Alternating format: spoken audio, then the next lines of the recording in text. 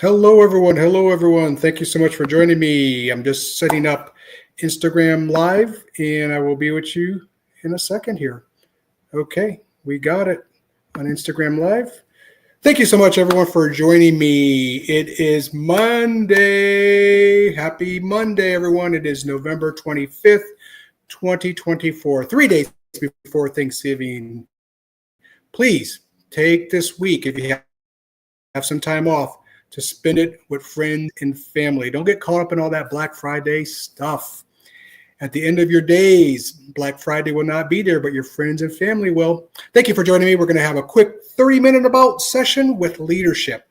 Today's session is called Your Leadership Sucks, the brutal truth about 5 leadership styles that will help you dominate.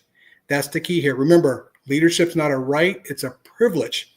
And while you have the privilege of leading people, think about that. You got to be at your highest level as a leader. Right now, most leaders think they're leaders, but they're not. They're managers. They deal with daily complexities. They're reactive. They're not involved with their team. You want to be a leader in there with their team, being a visionary, listening, learning, inspiring, moving, setting up action plans, working the action plan as a team together. So let's dive into it. Let me switch over some screens here and enlarge things and get me out of the way. Let's see here. Boom. I'm going to actually switch over to a different screen and get the content on here. There we go. I'm going to enlarge. There we go. All right. At the end of this session, I'll be happy to give you a professional development certificate of attending.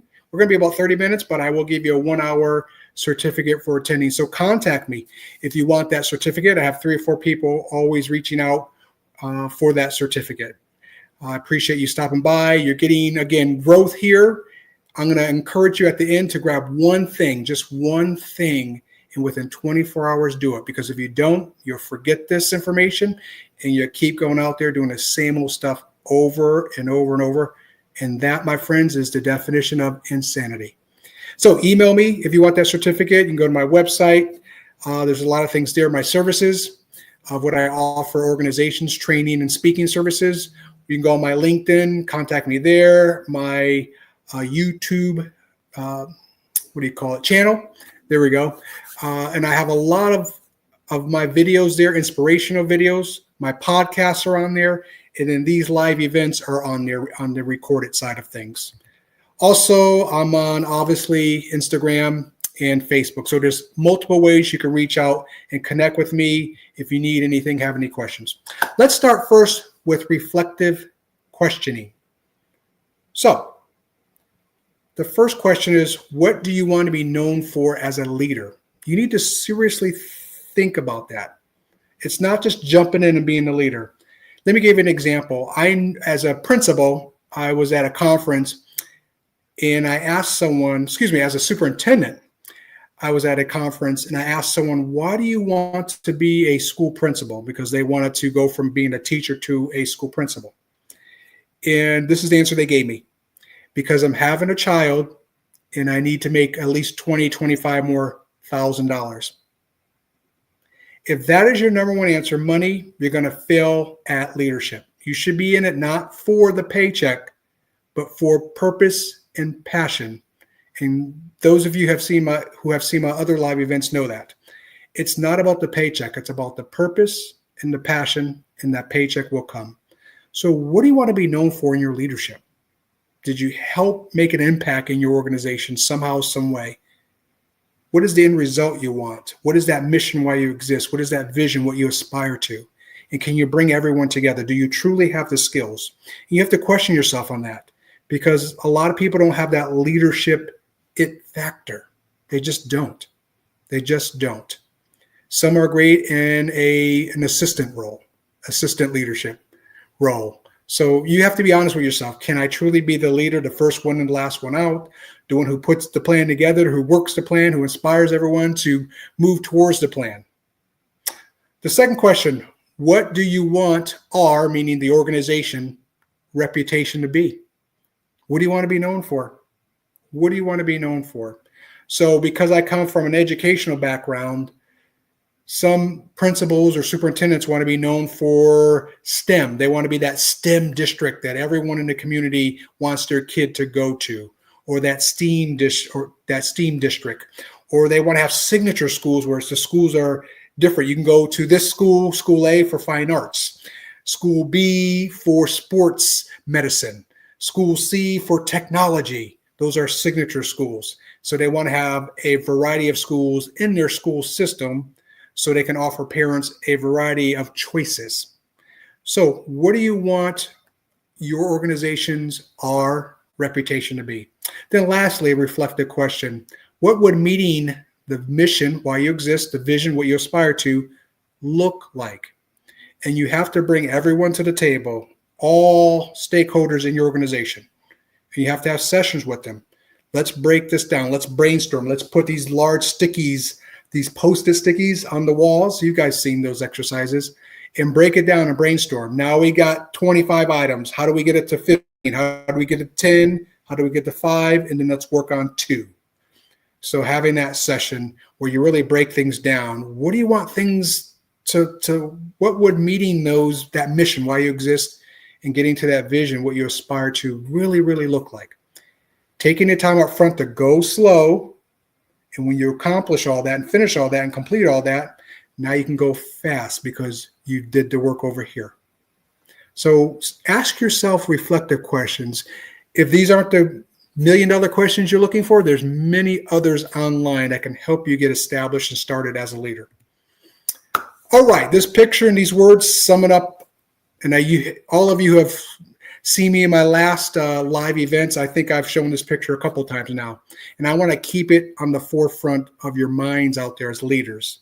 You can be a boss, which is a manager sitting behind a desk shouting out orders, or you can be a leader where you join your team and you're all going in the same direction with your mission, why you exist, with your vision, what you aspire to. You're rolling up your sleeves and getting involved. That's what leadership is about. Not hiding in the office, hiding behind a desk, or always being gone. Believe me, your teammates see that and they don't like that. And so they may sabotage you. So also, common sense is not common practice. If you hear a lot of stuff that's common sense, be honest with yourself. Is it truly common practice? And the answer is probably 9 out of 10 times no. There's a lot of basic stuff as leaders we don't even master, yet we're trying to look for an outlier. We need to stop that as leaders and really master the basics of leadership. Get that to a high point, then we can reach for those outliers. So a lot of things to think about here. Okay, what are 7 leadership red flags? I could have went many different ways, but I came up with these. At the top, not using your employees' strengths. We need to make sure when we gather a team, when we hire a team, we have strengths that complement each other. I may, as a primary leader, bring in people who are great with data because I'm not strong in data. I need someone maybe who can analyze things, someone who can troubleshoot things, because maybe that's not my strength. Or I need to add more to that strength of mine. Maybe it is data. I need to bring in a second data person to review the numbers after me. So what's your strategic plan on bringing in teammates and making sure you're using their strengths? Don't shy away. I don't know why when I counter some leaders, they want to have everything. They want to be the fixer and this person and that person. You can't do everything, leaders, and that's why you have a team. And respect your team, build them up, be happy with their strengths. Don't be intimidated by that. I don't understand when I meet leaders, they're intimidated by their teammates. No one's going to take the primary leader's job if you're doing a great job. And it's okay to have strong people on your team. Remember, there's a saying out there, if you're the smartest person in the room, you're in the wrong room. You want everyone to be smart, everyone to be evolving, everyone to be building their skills. Second, hoarding information. I know a lot of people out there, and this drives me mad. You have teammates who hoard the golden egg or the salve-all, and they want to shine. Remember, everyone can shine, everyone can win, everyone can eat in an organization, meaning everyone's victorious. Don't hoard the information. Don't be that type of person. People are going to know that idea, that initiative came from you. Trust me, and you'll get all the credit in the world and you'll shine. So don't hoard the information because you're just holding back the team in your mission while you exist and getting to your vision, what you aspire to. Third, ignoring feedback. All of us, including me, I have 31 years of leadership experience, and I want feedback. I want to know because in my world, I'm pretty much doing great. Yeah, am I hard on myself? Definitely. But I'm pretty much doing great. But I need someone to say, hey, you did a great job over here, but you can just refine this and tweak that. That's what I want to hear. Even if it's worse than that. Hey, Anthony, you sucked tonight. Tell me. I want to know why I sucked. And then I'm going to fix that because in my world, I think I did great. We need other perspectives. We need other people looking at things differently and saying, hey, you did great. Just tweak this. Or you sucked.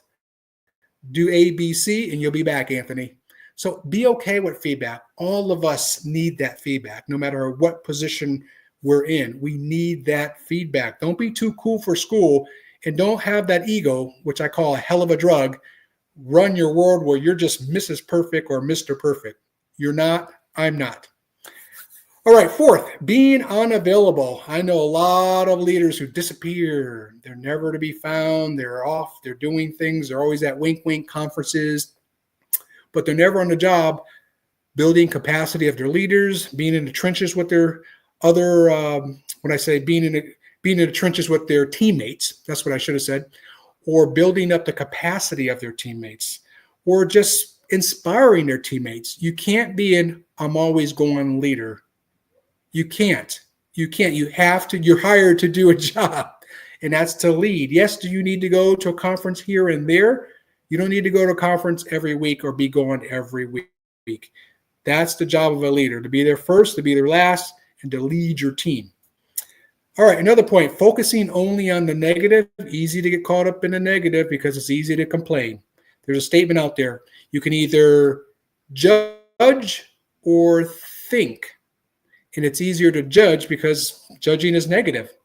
So I encourage people to do more thinking. Yeah, are you human? Are you going to judge a little bit? Of course, it's human nature, but you don't want to judge a lot. You want to do more thinking, more problem solving. Not acting quickly. I know a lot of leaders out there who want to hire people, but take forever to go through the hiring process. But yet you teammates need more people to help with the mission and vision. Jump on it. That's an important thing, to act quickly on things. Then people can respect you. You have credibility. When you just lag and you go slow, there's no respect. There's no belief in the leader. Then lastly, not fostering teamwork. I've been kind of preaching that throughout this slide here of teamwork. And I will even be corny and say teamwork makes the dream work. Teammates, you want all your teammates side by side, not behind you. We don't want any followers. We want teammates side by side because everyone in the organization is truly a leader. You're the primary leader. They are the leader in certain areas, certain departments. Build their capacity, build them up. All right, so those are 7 red flags. I can go on and on. I think you get the gist of what to watch out for with those. In my last live event, I talked about the 5 dysfunctions of a team. I wanted to bring that back. Hopefully you catch that live event, the recorded portion, or the recorded. Now that it's no longer live, it's recorded. So catching that online to help you out with those, avoiding those 5 dysfunctions. But I'll repeat them here. It starts in the bottom with absence of trust. Then it interconnects with fear of conflict, lack of commitment, avoidance of accountability, and finally, inattention to results. We want to watch out for those dysfunctions, not going down those rabbit holes. Check out my last live event. It's recorded, obviously, now. I did it about 2 weeks ago, and it will really help you break those things down, those 5 dysfunctions down. All right, we're going to dive into five key leadership styles that will help you dominate. Here's 10, and when I used to teach it, I just retired about 2 years ago from Northern Arizona University, go Lumberjacks. I taught with them for about 13 years, leadership classes. And in my classes were educators, business people, military, medical personnel, people transitioning into leadership roles. And I had a blast doing that for all those years. And I would spend literally 8 weeks breaking all these down, doing different activities, role playing, and so forth and so on, so they can really get it. You're going to learn it in about 15 minutes, and that's okay. At least I'll leave you with some nuggets tonight. But these are the 10 I typically teach: autocratic leadership, bureaucratic, charismatic, democratic, laissez-faire, people-oriented, servant, task-oriented, transactional, and transformational. I'm going to grab 5 tonight and talk about it real quick. And here is the first of my 5. They're not ranked in any order whatsoever. They're not. I'm going to start with a really harsh one that will help you dominate. And the reason why it will help you dominate is how you use it. The autocratic style is something you want to use like 1 or 2% of the time because it's a harsh leadership style. Right there, I'm not going to read the whole screen. I know it's very busy, just the certain underlined words. In this row, you're exerting a high level of power. It happens my way. And the reason why I put it in here as one of the 5 leadership styles to dominate is for you to use it appropriately, not in a bad way. When you use it in a bad way, you become an a-hole. And no one's going to follow you. You're going to have high turnover. Use it appropriately when you have to. That means when you have to non-renew, when you have to fire, when you have to document, when you have to sit down with a teammate and say, listen, I trained you up, I inspired you, I believed in you, and you're not meeting your end of the labor deal here. I've done everything. I've supported you, I've held you accountable, and you're still dragging us down with either gossip, you're not producing a product, you're destroying the culture, etc., etc. And you have to sit down as a leader, look people in the eye, and tell them that. That's why I put it on here as a 5 leadership, one of my 5 leadership styles that will help you dominate. You have to do it in a way to fix things or to get rid of bad people. Don't use it as a way of being mean. It's not going to get you in here. I know a lot of mean leaders out there. Shame on you. So it's called the autocratic leadership style. And you have to use it 1-2% of your time during your leadership tenure. I know a lot of leaders out there who I call scaredy cat leaders because they won't revert to this when they need it. They should have this in their back pocket when they have to be strong and they have to be hard. There's a cool African-American lady on YouTube, Judge Boyd, and she's in the court, and part of her thing is autocratic leadership, part of it. And she will hammer you, but professionally. And she'll give it to you straight. She'll make you think about things. She'll give you reflective questions. I really like her style. And she uses this autocratic leadership. I encourage you to check her out. She's an African-American judge, Judge Boyd. She's on YouTube. Also, you guys have heard of Deion Sanders, the Colorado University Buffaloes head football coach. He's also a Hall of Famer. He used to play for the Dallas Cowboys, the San Francisco 49ers during his NFL tenure. He arrived at the University of Colorado after he retired from the NFL. And he just basically, when he met the team for the first time, part of his speech, you got to go on YouTube and check it out. Deion Sanders, Colorado Bulldogs University, not Colorado Buffaloes, Colorado University Buffaloes speech when he first arrived. You hear him say, we coming, we coming, we coming. And he's really kind of stern. He's kind of has that not too firm, not too flexible, right in the middle, sweet spot, we coming speech he's giving them. And in that speech, he says, half of you in the room are not going to be here because I need people who can play football, because their record, they only had 1 win the previous year, and he came in after that. And he goes, we coming now as a university, as a football team, and half of you are not going to be on the team because I need real football players. And he did. He got rid of half of them. And now he went through a year where he had some wins, but I think he didn't have a winning record. And now this year, he has a winning record, and I think his team is going to make a bowl game. So it takes that type of leadership to come in and say, this is what we're going to do. I don't have time to listen. I'm going to be a little autocratic at the beginning here because this is what you need. You guys didn't win a lot of games. you need someone who can come in here and teach you how to play football. And he has that credibility because he's a Hall of Famer. So again, insert that when needed. Though that just autocratic should not be your 100% leadership style. The second leadership style that you can use to dominate, transactional leadership.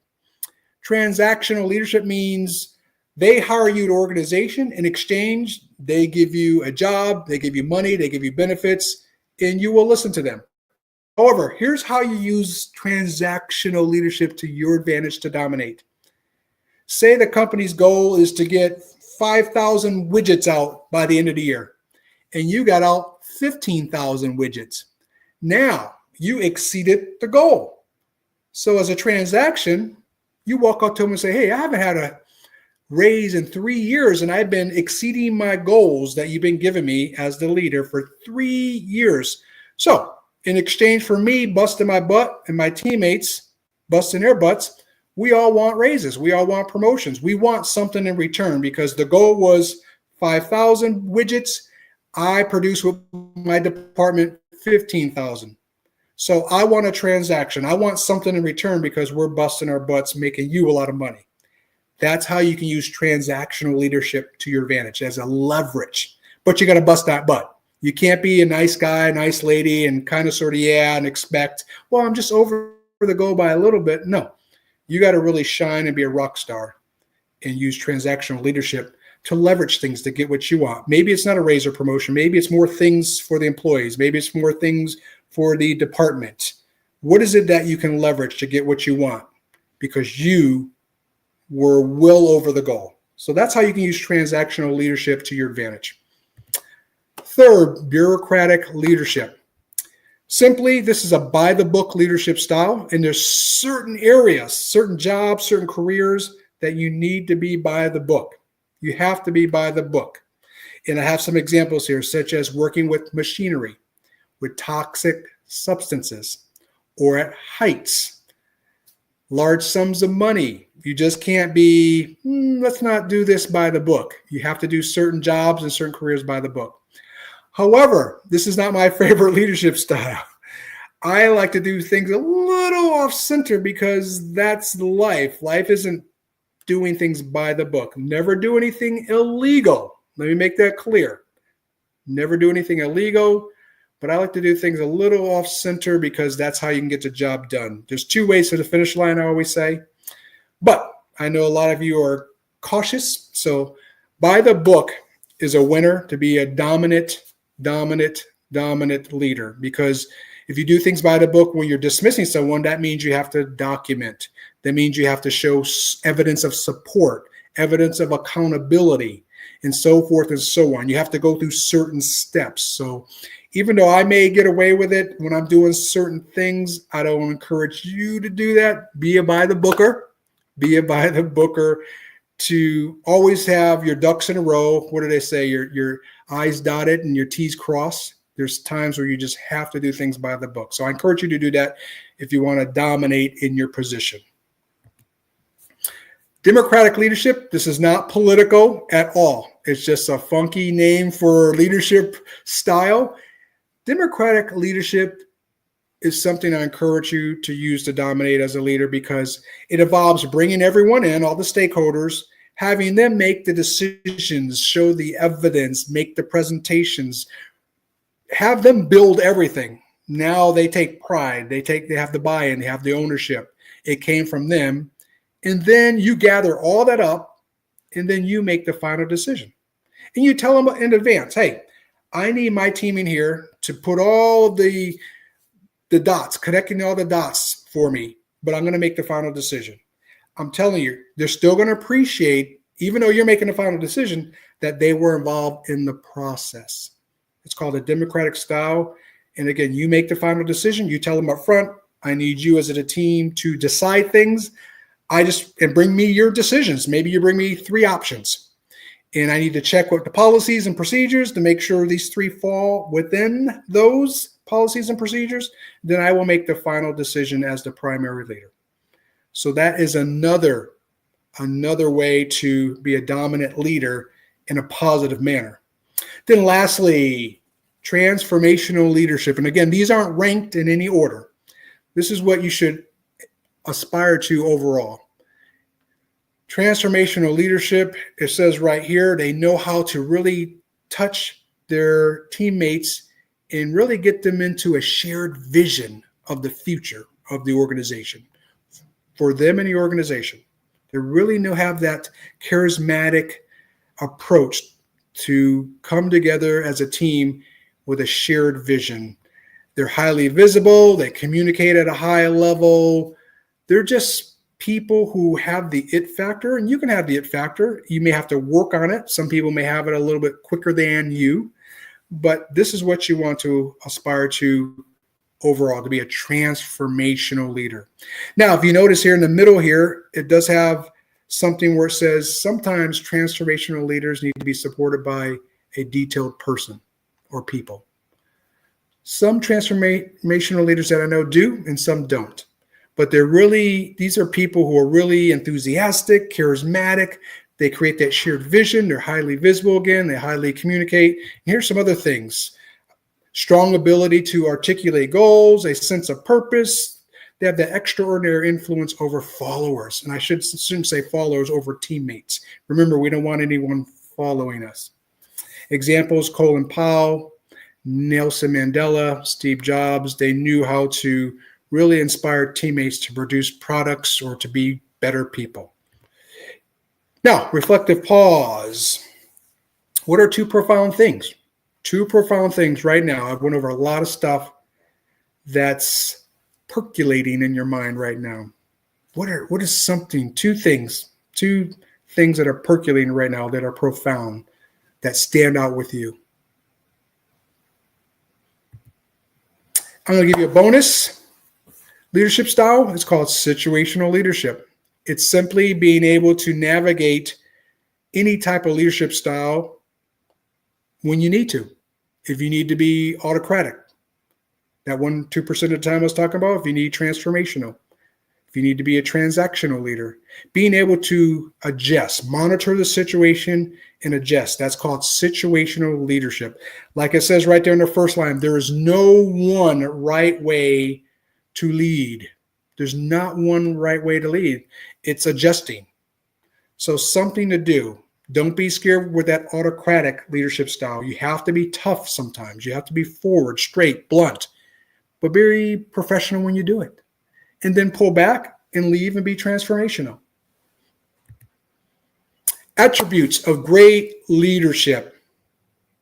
I want you to pay attention to the first three. Vision. Are you able to see the big picture for your organization? If not, you need to sit down, have those conversations, build team, build relationships, really get a sense of what's going on, getting that baseline level of things. Dr. Rene Diaz taught me years ago. He's a superintendent at that time. I was a principal. He said, Anthony, all you need is 3 questions to really survey and get information or gather information that you need. The 3 questions are what's working, what's not working, and what needs immediate attention. Did you catch that? What's working, what's not working, and what needs immediate attention. Just those 3 questions can get you a lot of information. The problem some organizations or leaders run into is they ask 500 survey questions. Don't do that. Don't do that. Keep surveys 5 questions max. These 3 questions will get you there. Vision, can you see the big picture? Humility, as a leader, are you able to shut up and listen? Listen to your teammates. Listen to your stakeholders, to your constituents. Listen. I think that's why God gave us 2 ears and 1 mouth, to shut this up and listen. Be humble enough to do that. Sometimes leaders have that ego, which is a hell of a drug. You heard me say that before. Shut the ego down and listen. Third, confidence, to put things into action, to do. Just do it, as Nike would say, or just start. Support steps with accountability. Always support your team. Build them up. Don't beat them up. Be a can leader, not a can't leader. Be a helpful leader, not a hurtful leader. Be open to change. Change is always going to happen. You have to evolve as an organization and as people. Be open to change. Be comfortable with it. Reflect. Learning starts when you have an experience. How you maximize learning? You reflect on that experience. Be a role model. People are watching you every minute in your leadership role. Always be prim, proper, professional. Don't be too stiff. Don't be too firm. Don't be too flexible. Find that center sweet spot. Lead by the level of your vision. Whatever your vision is for that organization, lead at that level. Don't lead at the lower levels. That's too easy. Don't always hang out where the low-hanging fruit is. That's where you start, but you don't hang out there. Lead at that level of your vision. Be courageous. Don't be a scaredy cat. Do things. Be bold. Be a co-creator. Make things happen. Don't hope things will happen. Inspire. Always lift your people up. Remember, leadership is not only about you. And then lastly, persistence. Be persistent on things. Don't change every year. Be persistent with something you brought in as a change, a bold change, and ride it out 2, 3, 4 years until you get it right, until you master it. Then lastly, again, common sense is not always common practice. Be a leader who you're at a mastery level with the basic leadership skills before you start reaching for those outliers or trying to be out of the box. All right, I'm going to review and shut this down. We're at the 30-minute mark. Thank you for hanging in there with me. We're almost done, a few more minutes. Hopefully during this live event, you really got to start to think about the 5 dominant leadership styles and their unique strengths, how each leadership style impacts team dynamics and overall success, and then lastly, which leadership style aligns best with your personality and how to apply it effectively for maximum impact. Review this again in the recording. Share this with others who may need it. You can get a few learning nuggets out of this and then do it within 24 hours. You got to do it. Just do. It might look ugly at the beginning, but I'm telling you, you get through that ugly stage. Just like flying an airplane. You got to go through the clouds and the turbulence before you get to smooth air. You can do it. Again, what's one big thing you're going to jump on within 24 hours and just do it? Grab something from this live event and just do it. I don't send this out much. Only send this QR code out during my live events. You now qualify if you want to really level up your leader, evolve with your leadership. I have courses you can take, and you can scan that QR code, and it will take you right to that site to get more knowledge and sharpen your saw or sharpen your skills with your leadership. All right, I will not be around next Monday, but I will be around Monday, December 9th. I have a special guest, Darren Tully. He's the author of Live Your Possible. He's an happiness expert, happiness guru. He wrote a book, Live Your Possible. I encourage you to pick up a copy on Amazon, and it says right there, he's the #1 bestseller on Amazon. And he's a buddy of mine, and I want to bring him aboard to really leave us with some ideas, some knowledge, some things to work on. And it's called Your Leadership Sucks.